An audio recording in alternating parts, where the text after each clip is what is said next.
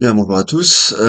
Aujourd'hui, on passe au petit 2 du grand 3 que j'ai intitulé «Le progrès technique ne doit pas viser l'abolition du travail, puisque celui-ci, donc le travail, est une façon pour l'homme d'affirmer sa volonté et donc d'être libre».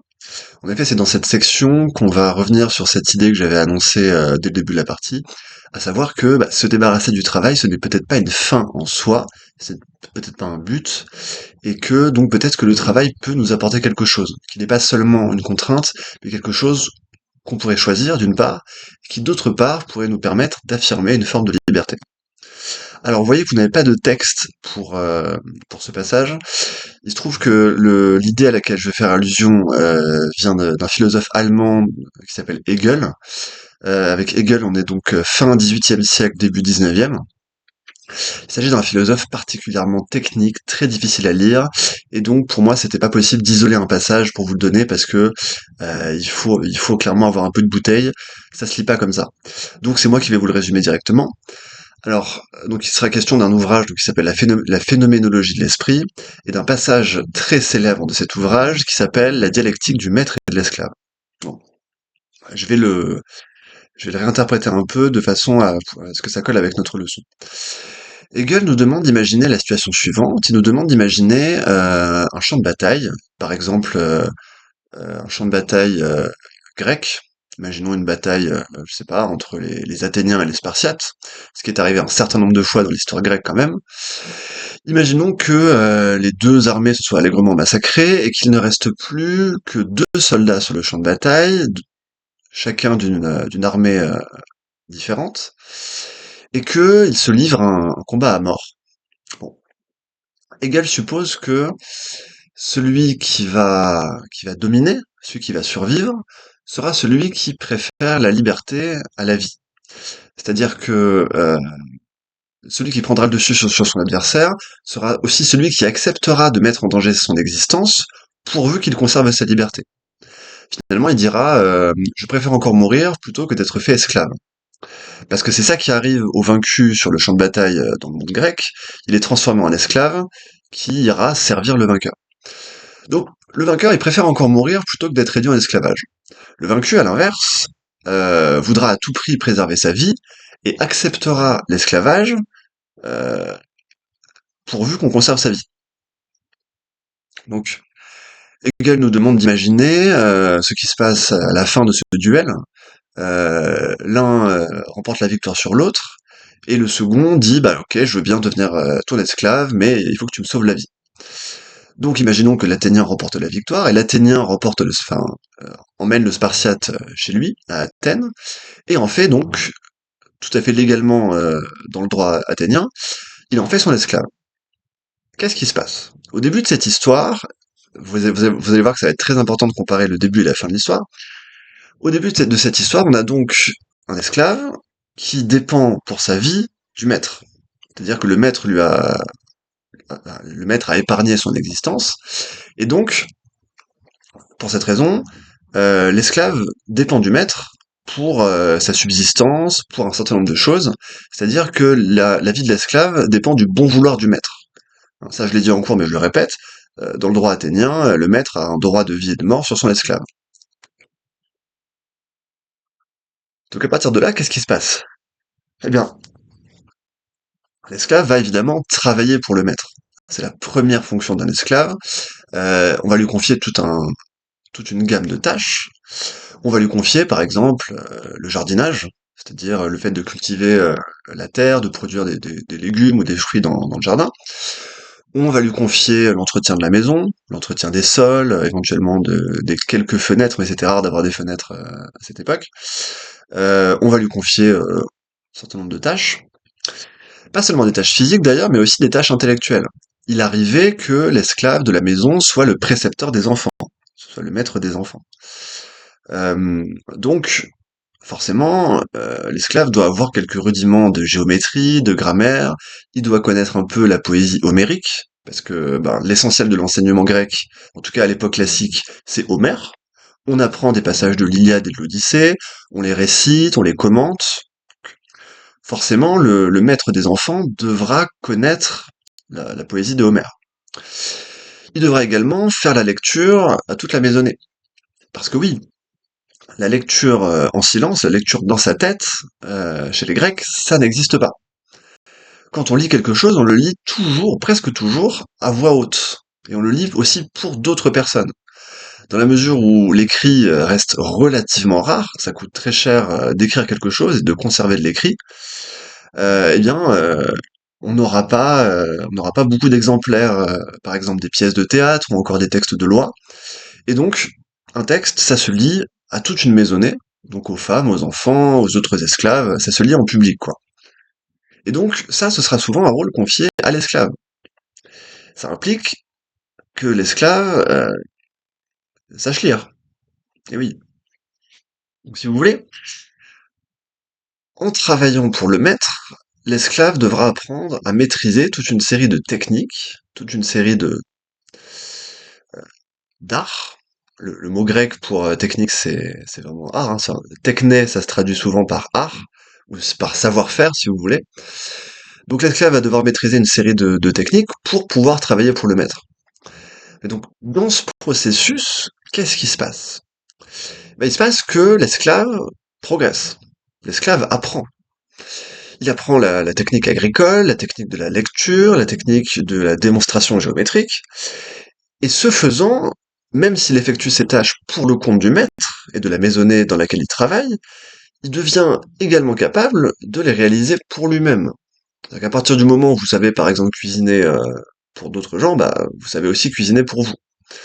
Donc, ce qu'on observe, c'est que, en travaillant pour autrui, l'esclave va se rendre capable de vivre par lui-même, de subsister par lui-même. Du côté du maître, qu'est-ce qui se passe pendant ce temps? Bah, le maître, pendant que l'esclave travaille, lui, il travaille pas. C'est-à-dire il va s'occuper à d'autres choses, mais certainement pas au jardinage, certainement pas à la géométrie, à l'enseignement, ou à l'entretien de la maison. Ce qui veut dire que le maître va perdre en compétences, il va oublier, il va s'émousser, si on veut, exactement au moment où son esclave, lui, devient plus performant, plus compétent dans certaines tâches. Quelle est la conséquence de cette histoire? C'est que le maître devient dépendant de son esclave, puisqu'il ne peut plus ou il ne peut pas faire par lui-même ce que son esclave fait pour lui.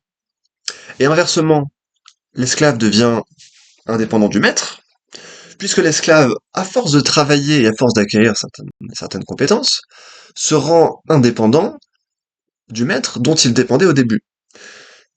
Donc c'est pour ça que je vous disais il y a 2 minutes, il faut vraiment faire le contraste entre le début et la fin de l'histoire. Au début de l'histoire, l'esclave dépend du maître, puisque le maître a épargné sa vie, alors qu'à la fin, c'est le maître qui dépend de l'esclave. On a une inversion des rôles. C'est-à-dire que euh, le travail a rendu l'esclave capable de se débrouiller par lui-même et de subsister indépendamment du maître.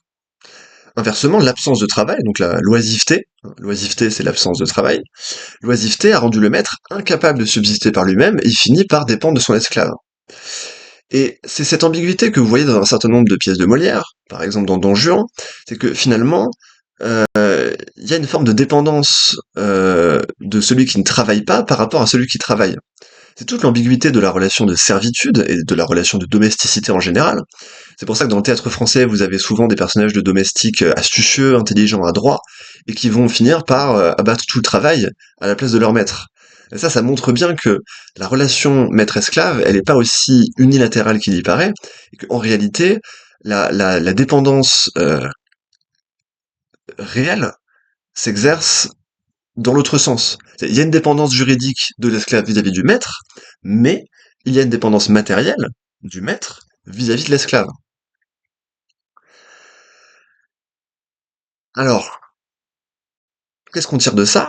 Bah, Hegel en tire l'idée que finalement le travail nous rend libres. Le travail nous rend indépendants par rapport à la nature.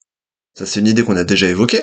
Quand je travaille, quand je me livre au travail agricole, à la construction, ce genre de choses, finalement, je deviens autonome par rapport à mon environnement. Je ne dépends plus strictement des caprices de la météo, des caprices du sol, des agressions des animaux, etc. Je me rends indépendant par rapport à la nature. Mais ici, Hegel veut aussi souligner que je me rends indépendant par rapport aux autres. C'est-à-dire que travailler, c'est aussi une façon de ne pas dépendre directement du bon vouloir d'autrui pour sa subsistance et se rendre capable de se débrouiller par soi-même. Et ça, vous le voyez bien, puisque vous allez travailler dans quelques années, vous allez faire vos études, mais quand vous travaillerez, vous aurez votre propre appartement, vous pourrez sortir si vous désirez sortir, jouer à la play si vous voulez jouer à la play, mais en tout cas, vous ne dépendrez pas du bon vouloir de vos parents, ce qui est le cas actuellement, pour faire ce que vous voulez. Donc, vous voyez que le travail vous aura rendu libre, vous aura rendu indépendant. Hein. De même, si on compare la situation, par exemple, du chômeur et la situation du travailleur, bah, le chômeur, il est quelque part dépendant de la... Alors, je dis pas de la charité publique, parce qu'il ne s'agit pas de la charité. La charité, justement, c'est quelque chose de très différent. Mais il dépend du système d'allocation ou de subvention euh, qui vient de l'État. Donc, il dépend évidemment des travailleurs. Alors que le travailleur ne dépend que de lui-même. Donc, il y a vraiment cette idée selon laquelle le travail nous libère des autres, du bon vouloir des autres. Alors, petite remarque critique, si on en reste là, on pourrait évidemment critiquer Hegel en disant que le travail est rarement une activité à laquelle on se livre seul, et que en réalité, on peut difficilement subvenir à tous nos besoins, on peut difficilement devenir vraiment indépendant en travaillant tout seul. Alors tout à l'heure, j'ai pris l'exemple du travail salarié. Je vous disais, quand vous bosserez, vous aurez votre appartement et vous ferez ce que vous voudrez. Bien sûr, c'est vrai, mais dans la réalité, vous allez quand même acheter certains biens ou certains services avec votre salaire. Ce qui veut dire que votre salaire vous permettra d'acheter le travail des autres. Par exemple, le travail du maçon qui va construire votre maison, ou le travail des agriculteurs qui vont produire la nourriture que vous allez consommer. Donc, en réalité, on peut pas vraiment faire comme si l'homme travaillait tout seul, comme s'il y avait ni coopération dans le travail, ni division du travail. Donc, dans la réalité, même quand je travaille, j'ai encore une forme de dépendance vis-à-vis des autres. Ça, c'est peut-être le petit point critique qu'on pourrait adresser à Hegel. Un deuxième point qu'il faut garder en mémoire, pour les historiens parmi vous, c'est la déformation de cette idée par les nazis. Pour ceux qui sont un peu forts en histoire, vous savez sans doute que vous aviez la phrase «le travail rend libre» sur le portail d'entrée du camp de Auschwitz-Birkenau, c'est-à-dire d'un camp d'extermination. Donc peut-être que vous êtes en train de vous dire, ah bah, Léotard, il est en train de nous apprendre des slogans nazis, hein, des devises nazies. Bon, évidemment pas du tout. D'une part, cette idée, même cette phrase en allemand qui dit Arbeit macht frei, Arbeit c'est le travail, macht frei ça veut dire ça rend libre. Vous voyez, l'allemand frei est très proche de l'anglais free. Donc d'abord, cette formule Arbeit macht frei était courante en allemand, même avant l'époque de Hegel. En fait, Hegel va justifier philosophiquement ce proverbe, mais il va pas l'inventer. Donc la formule macht frei, c'est quelque chose qui existe en allemand avant Hegel et évidemment avant le nazisme. Mais ce sur quoi je voulais insister, c'est l'idée que, évidemment, les nazis comprennent mal l'idée de Hegel.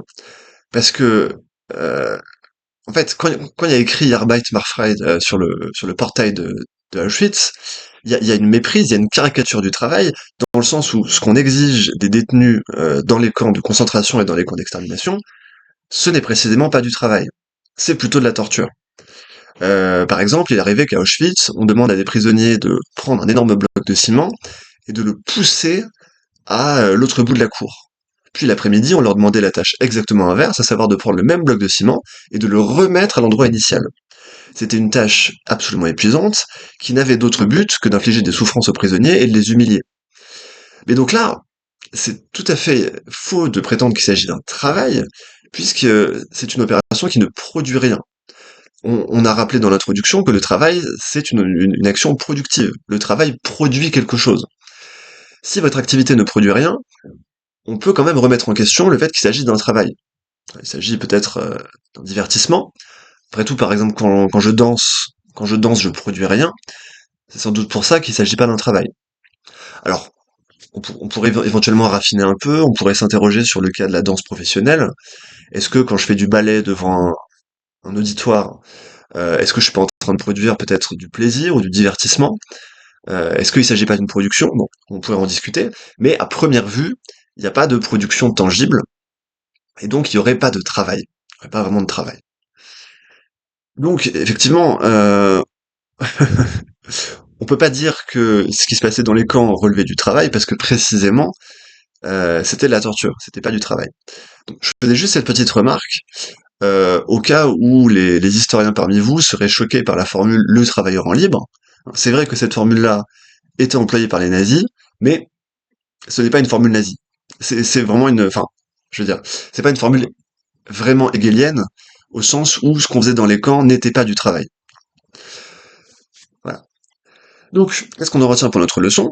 Ben, on en retient que, finalement, c'est une mauvaise idée d'attendre du progrès technique la fin du travail. En réalité, nous devons non seulement rechercher le produit du travail, par exemple le blé ou les fruits dans le cas du travail agricole, nous devons aussi rechercher le geste de travailler, l'acte de travailler, qui nous rend libres.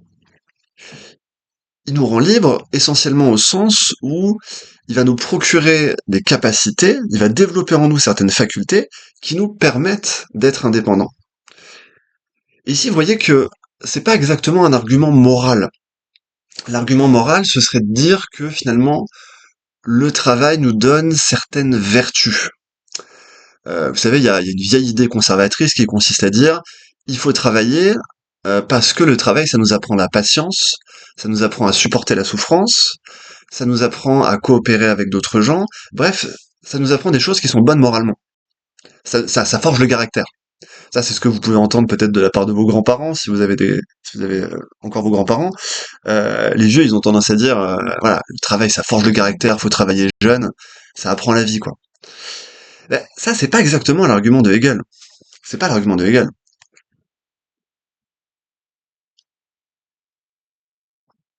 Parce que l'important, c'est pas que le travail modifie notre caractère dans le sens de la vertu éthique. L'important, c'est que le travail nous apprenne à travailler. Et donc, nous donne certaines compétences qui nous permettent de nous débrouiller par nous-mêmes, d'être indépendants par rapport aux autres. Donc, le sens du travail, c'est pas vraiment la moralité, c'est la construction de la liberté. Et là, Hegel nous dit un truc très puissant, c'est que la liberté, c'est pas quelque chose qui est donné d'avance, c'est pas quelque chose que nous possédons de toute éternité, c'est quelque chose qui se conquiert.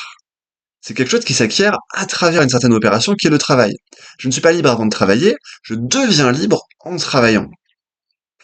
Donc là, on a aussi quelque chose qui est très puissant sur un sujet sur la liberté, par exemple. Un sujet comme par exemple, je sais pas, l'homme est-il libre par nature? Eh bien, Hegel nous dirait non. On n'est pas libre, on n'est pas toujours déjà libre.